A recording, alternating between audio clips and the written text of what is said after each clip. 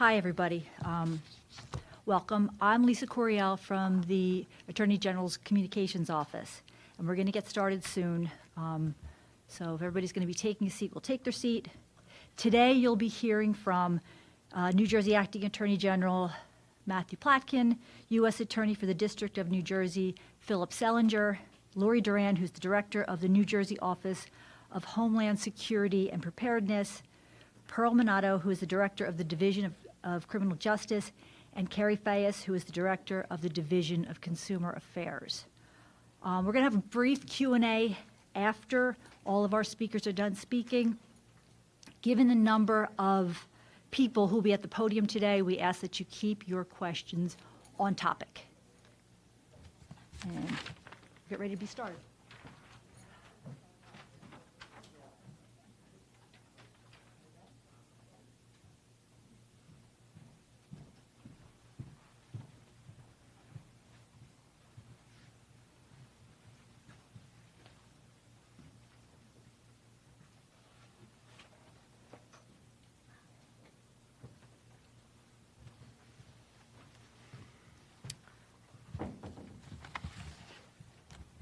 Good afternoon. Thank you all for being here.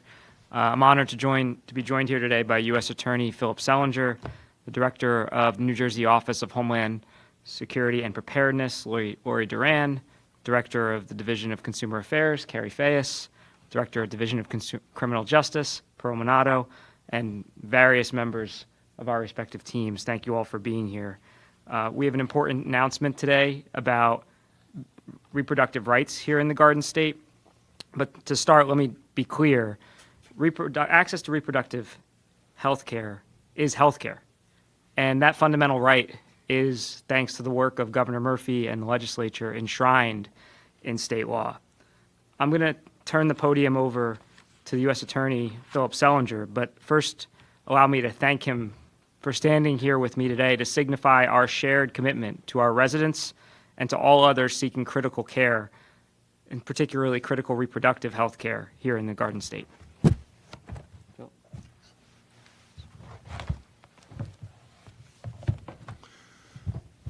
Thank you, Attorney General Platkin. We're grateful for the long-standing partnership between our offices, enabling us to work together to enforce the law and defend the rights of the citizens of New Jersey. Our partnership will be critical to our collective efforts to protect reproductive rights and and access to reproductive health services in New Jersey in the wake of the Supreme Court's Dobbs decision. As Attorney General Merrick Garland had said, the Dobbs decision dealt a devastating blow to reproductive freedoms. It eviscerated a half-century of precedent, taking away the constitutional right to abortion. While the right to control one's own body is central to individual freedom, the court's decision denies millions of women and pregnant persons that right by preventing them from being able to make critical and highly personal decisions about their lives, their health, and their future. The U.S. Attorney's Office for the District of New Jersey and the entire Justice Department will do everything within our power to protect reproductive freedom. Despite the court's decision, abortion remains legal in New Jersey. We will work tirelessly to ensure that women's rights to access reproductive health care is unobstructed, including access to abortion services here in New Jersey, so that women may make the critical and important decisions that they and their medical providers need to make. So I'm very proud to stand here with Acting Attorney General Platkin. Both of our offices will use all of the tools at our disposal and continue our close collaboration to ensure unfettered access to abortion services and all other health care services for all women who live in or who travel to New Jersey. We are committed to open lines of communication with our state partners to share information and intelligence when appropriate in order to facilitate efficient decision-making to protect reproductive rights and access. The U.S. Attorney's Office has been enforcing and will continue to enforce the Freedom of Access to Clinic Entrances Act, the FACE Act. The FACE Act prohibits anyone from obstructing access to reproductive health services through violence, through threats of violence, or through property damage. We will take appropriate enforcement action, either civil or criminal, in order to ensure that no one unlawfully obstructs access to reproductive health services, including abortion services here in New Jersey.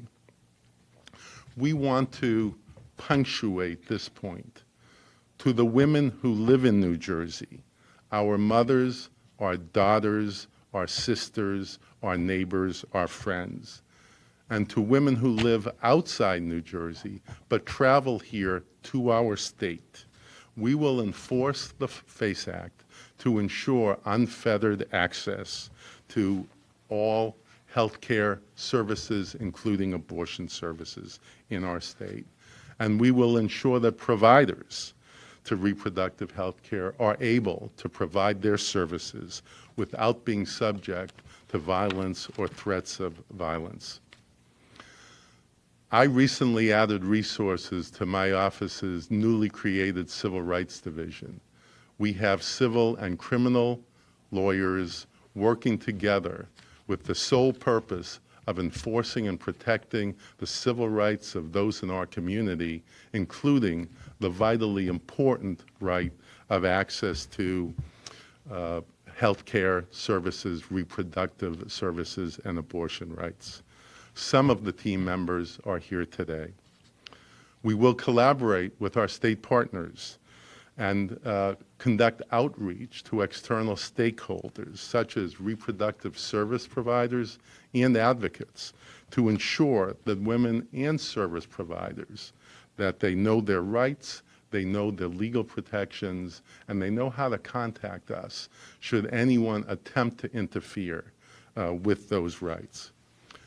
My office and the New Jersey Attorney General's office are committed to working together to conduct outreach sessions to ensure that these rights are known and to send a clear message that law enforcement will work together at all levels to protect reproductive rights. Last week, the Department of Justice announced the establishment of a reproductive rights task force.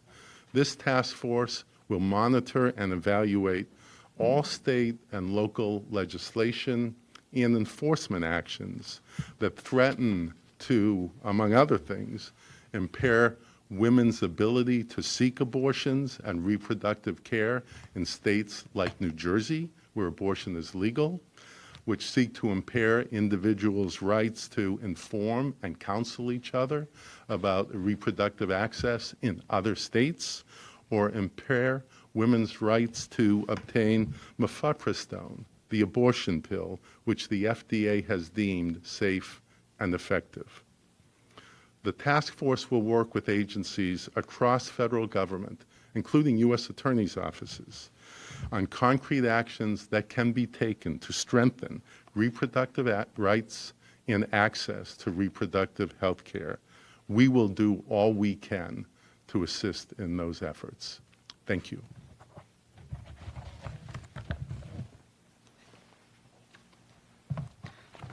Thank you to U.S. Attorney Selinger, again, for being here, but both for his collaboration on this critical topic, but also on issues that affect our state, our country, our residents. And the partnership that we're announcing today will enhance our ability to defend a woman's right to choose here in New Jersey. Women and pregnant persons choosing to exercise their reproductive rights to seek abortion care should feel secure in that decision. And that requires our government agencies and law enforcement to do everything that we can to protect their right to choose. That is the commitment that the U.S. Attorney and I are making here today, along with all of the others in the room. Protecting the rights to choose means protecting the patients, their providers, and the places that they turn to from the threat of harm. Through our collaboration, we're going to share intelligence to not only increase the security of our facilities and the providers and patients who use them, but we're also going to apprehend and prosecute anyone who violates the law by threatening or bringing harm to people for exercising their rights under our law. So let me be clear, just to repeat, if you threaten or seek to interfere with someone's access to reproductive health care in New Jersey, we will hold you accountable. Our intelligence sharing will extend beyond criminal enforcement and target hardening. Through this collaboration, we vow to share intelligence gathered in our state investigations with our federal partners. We may identify through our work here in New Jersey bad actors whose misconduct, whether it be civil or criminal, conduct that extends beyond the jurisdictional limits of our state. Or we may uncover patterns of behavior that's occurring here and may also occur in other jurisdictions across the country where we as a state agency lack the authority to pursue cases, but where our federal partners may have authority to take action. No state in the country has taken more aggressive action to protect the right to choose in the wake of the egregiously wrong Dobbs decision. And I'm committed to ensuring that our work here in New Jersey both helps women and pregnant people here in our state, but also can help women across the country. Protecting the right to choose also means that state and federal agencies work together not only to protect and defend the rights of the people we serve, but also that we work together alongside key stakeholders to educate the public about the legal protections they are afforded under state and federal law, as well as to educate them about the actions that we are taking to protect their rights here in the state. Through this collaboration that we're announcing today, we will share expertise and resources to help prepare clinics and providers with security measures and training, and Director Duran will speak about that in a second. And the state and federal partnership that we're announcing is absolutely critical to protecting abortion rights and is a model for how state and federal authorities across the country can work together to protect the rights of their residents. And I should say it builds on what I think is a unique relationship between state and federal partners in New Jersey that both the U.S. Attorney and I are fortunate to inherit. Let me also say that I'm grateful to the governor, Governor Murphy, for his commitment to protecting women's rights and reproductive freedom. Two critical bills that were passed by the legislature and signed into law by the governor earlier this month further our ability to protect reproductive rights here in New Jersey. They also further our ability to protect the rights of anyone who comes into our state seeking reproductive care. Importantly, these laws provide critical protections for healthcare providers and for patient privacy, and I'm proud to say that New Jersey is a model for the nation in protecting reproductive freedom.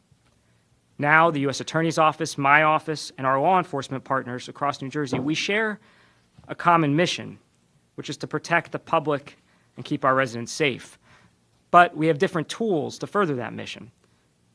That's why the divisions throughout the Office of Attorney General and the Department of Law and Public Safety are committed to upholding our laws that protect access to reproductive health care, as well as we're committed to using all available tools at our disposal to doing so. To that end, I recently announced the creation of a reproductive rights strike force here in New Jersey, which brings together all of the authorities across our department: Division of Law, Division of Criminal Justice, Division of Consumer Affairs, Civil Rights, and the State Police in particular. And the purpose of this task force, strike force, is that no one seeking an abortion should fear arrest or prosecution simply for exercising their rights under our law. It's so that patients should feel secure in knowing that their privacy will be kept safe, and that providers will be protected from those in other states who would threaten their livelihoods and their licenses simply for providing abortion care that's legal in New Jersey. As a first step in that effort, today my office has issued guidance to all law enforcement agencies for how best to hold those accountable who would threaten access to reproductive health care.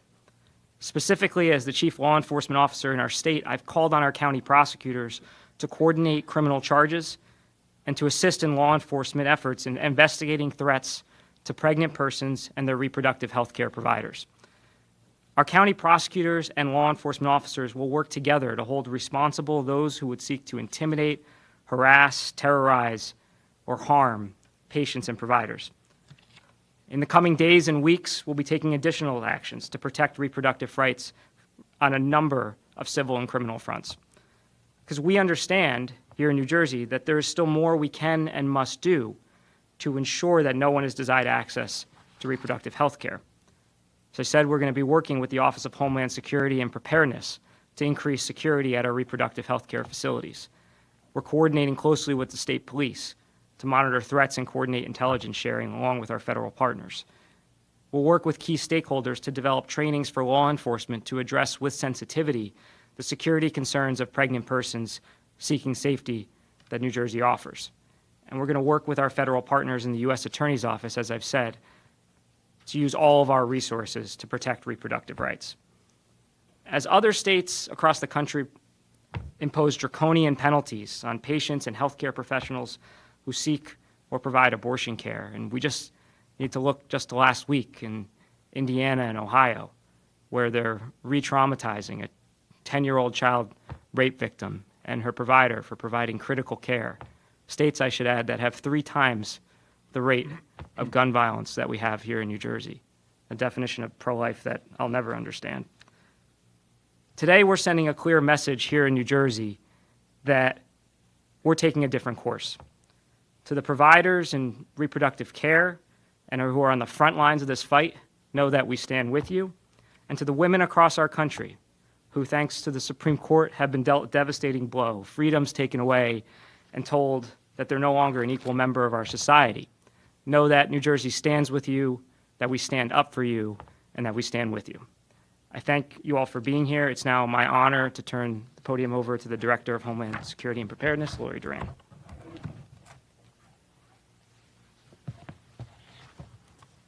Thank you very much, Mr. U.S. Attorney, and thank you for having me here along with U.S. Attorney Selinger. I appreciate being here with all of our law enforcement partners, federal and state. New Jersey has dozens of facilities and social service organizations dedicated to women's health care and reproductive services. With the recent overturning of Roe versus Wade, the threat landscape from the law enforcement perspective continues to evolve. While there's no current or credible threats in New Jersey, at this time, it shouldn't deter us from building our state's resiliency and preparing for any possible scenario with all the resources that we have at our disposal.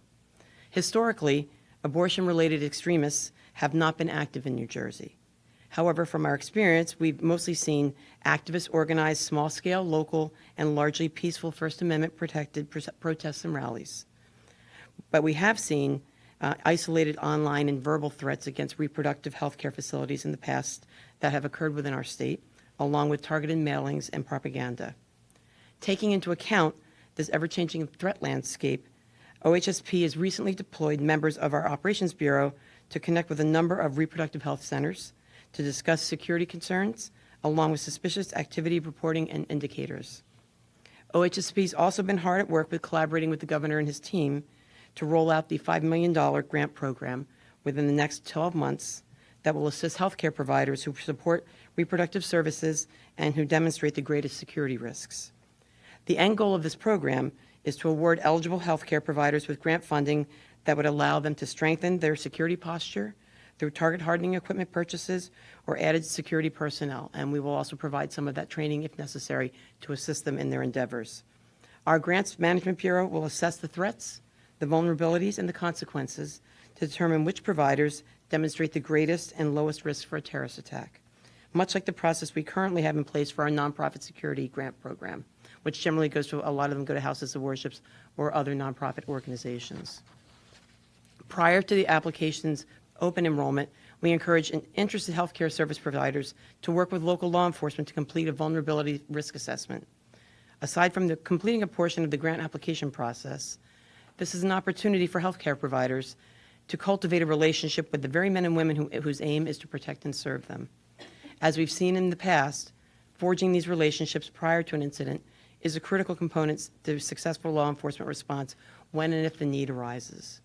Lastly, I would be remiss if I didn't encourage the public to be on the lookout for any suspicious activity, and if you see something, say something by contacting your local law enforcement or OHSP's Counterterrorism Watch Desk at 866-4-SAFE-NJ. I look forward, and we look forward to continuing to work with the Governor's Office, the U.S. Attorney, the New Jersey's Office of Attorney General, and all of our law enforcement partners to ensure the safety and security of New Jersey's residents and visitors. We hope to have more information to you on this newest grant program detailed on our website in the coming months. Thank you. Thank you, Director Duran. Last month, when the governor signed the budget, contained $50 million in support for reproductive health care in the state. And in the wake of the Dobbs decision, it also contained the grant funding that the director just talked about. So I have to thank the governor and the legislature again for appropriating those critical resources. Now I'll turn it over to the Director of Criminal Justice, Division of Criminal Justice, Pearl Minato. Thank you, General Plotkin. Good afternoon, all. Acting Attorney General Plotkin spoke about how committed we are with regard to protecting the right to choose. And I'm here to make clear that the Division of Criminal Justice is steadfast in that commitment. Our office will enforce the newly enacted law by our governor, and we will charge and prosecute all offenders of our criminal laws. We will protect both the patient as well as the healthcare workers who provide these much needed services, and we will basically use all tools available to us to make sure that the laws of this state is carried out. And to effectively do this, what we're doing is establishing a communication pipeline amongst the Division of Criminal Justice, the county prosecutor's offices, as well as the local law enforcement agencies so that we could create uniformity in enforcement across the state. Specifically, the 21 county prosecutor's office, they're going to designate a liaison, essentially a point of contact that will act as a POC for all law enforcement agencies and who will be notified with regard to any and all activities, events, situations that we need to deal with. This information will also be promptly relayed to the Division of Criminal Justice so we can also collaborate and act effectively and efficiently.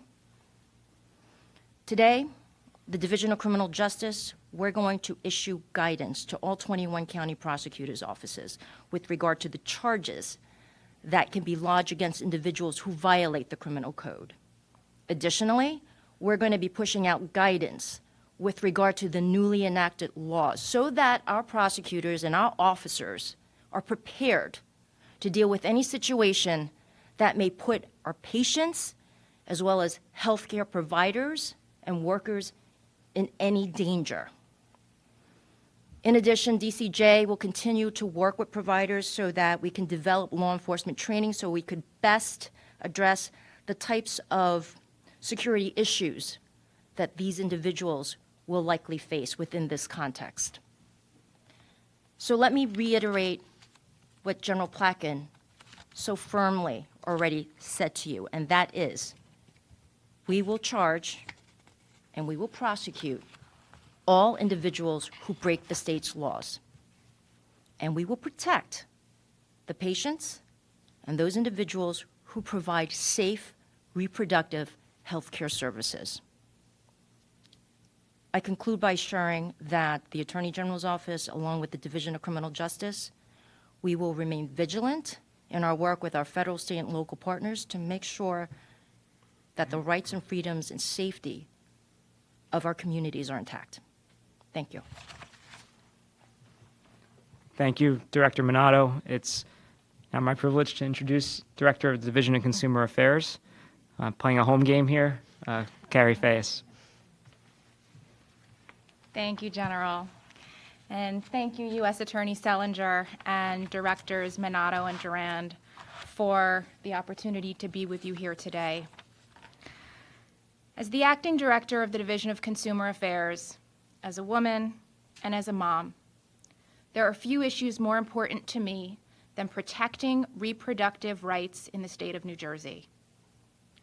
I am committed to ensuring the freedom and privacy of all who choose to exercise those rights here in our state, and to defending New Jersey's healthcare providers from unjust retaliation by those who would deny an individual's right to make medical decisions about their own bodies. The Division of Consumer Affairs is using all laws and regulations available to us to make sure that access to reproductive care is available to all. We are facing a nationwide shortage of abortion providers and an anticipated increase in demand from out-of-state residents in the wake of the Dobbs decision. To meet the need for trained, qualified abortion care providers, the division is using its regulatory authority to expand the pool of New Jersey healthcare professionals who can provide abortion care. We're working with our licensing boards to implement rules adopted last fall that clear the path for advanced practice nurses, physician's assistants, certified midwives, and certified nurse midwives to perform early aspiration abortions. Once fully implemented, thousands of additional licensees will join the pool of potential abortion care providers in New Jersey. We're also working to implement new legislation guaranteeing that no matter what other states do, no healthcare professional will be punished in New Jersey for providing reproductive care. The Division of Consumer Affairs is working to expand the pool of qualified providers through the new Abortion Care Clinical Training Program with $5 million in funds from the new state budget. This program will provide grants to develop training for students and current licensees who wish to become proficient in abortion care. The division also intends to use our consumer protection laws to protect the rights and privacy of those seeking abortion services in our state. No one receiving these services should have to worry that their private data will be improperly accessed or misused to target them.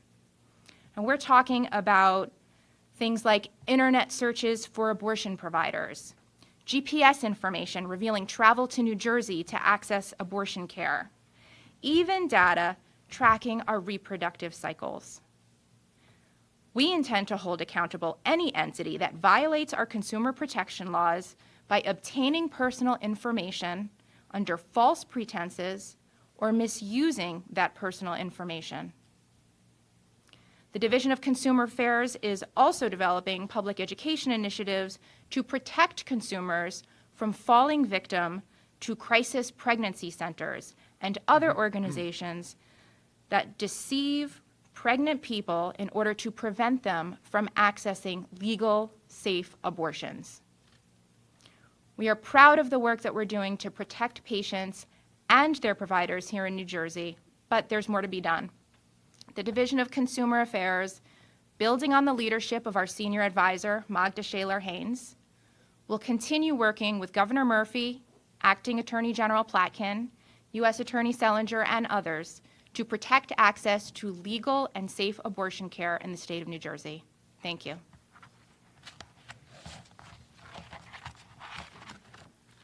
Thank you, Director Fayes. We have time for some questions. Tracy? Director Fayes, are you announcing an expansion beyond what the legislature enabled earlier this year for those who might be able to provide abortion care through executive action, or am I misunderstanding that? Do you want to come up? Are you referring to the rules permitting the early aspiration abortion? Yeah. No, this is the implementation of the rules that were passed last fall. Okay, so everybody must still be under a doctor's care or a physician within an office with a physician. Like, I think that was the gray line. Correct. All of the requirements that were in the rules that were already passed remain intact. We are in the process of expanding the pool as those are implemented. But expanding it only within the confines of what the law already Yes. authorized. Yes, that's correct. Thank you. Mr. Plotkin, your office has been accused of mishandling and delaying the investigation into Clark, New Jersey. Sorry, we're staying on topic here. We can, Please tell us how your office is able to handle Yeah. the complaint by Antonio Minata as a witness, while at the same time treating him as a suspect because he accuses your office of retaliation. Could you please respond to that? no comment on ongoing investigation, and we're staying on topic given the focus here today, but thank you. Can we not go off topic? We can- Because I have an off-topic question as well. On topic, please. Off topic? On topic. You're not taking anything? We're staying on topic today. For Mr. Selinger, then, in the recent weeks, the Southern District of New York and the Eastern District of New York have made public comments regarding civil rights investigations about Rikers and about the NYPD sex crimes unit. I was wondering if you would kind of step forward and explain to us what your office is doing about the accusations of civil rights violations in Clark, New Jersey, given the formal complaint your office received back in May. Again, we're taking on topic. We can address off topic after. Does anybody have any on topic questions? Director, you mentioned that you've heard reports of threats towards Planned Parenthood and other reproductive services. Do you know how many since the Roe ruling was come down? That's law enforcement sensitive information, so I'm not at liberty to share that, but there have been a few. Yeah, let me just say, we have a robust intelligence sharing and law enforcement information sharing network coordinated through both the Office of Homeland Security and Preparedness, State Police, through the Regional Operation and Intelligence Center. We are actively monitoring any threats, and we are seeing an increase in activity outside of centers, but everyone should rest assured it is safe to obtain reproductive health care in the state, and part of what we're here to announce across state, federal, local partnerships, we're doing everything we can to ensure that safety continues. Has there been an uptick since the ruling has come down? We've seen an uptick in activity, protest activity, but beyond that, we are actively monitoring and working with the centers to address any security concerns. How will you define high-risk centers? Will it be proximity to Pennsylvania, for example, or like how will those grant monies be distributed? Like how, I recognize you probably don't want to give a list of, And I can't actually, but like what defines a high-risk center right now in New Jersey? at this juncture, right now, we're still working with the governor's office to finish finalizing the eligibility requirements and, some of the things we would consider high, low, medium risk. And I think the best way to look at that is how we do our nonprofit security grant program.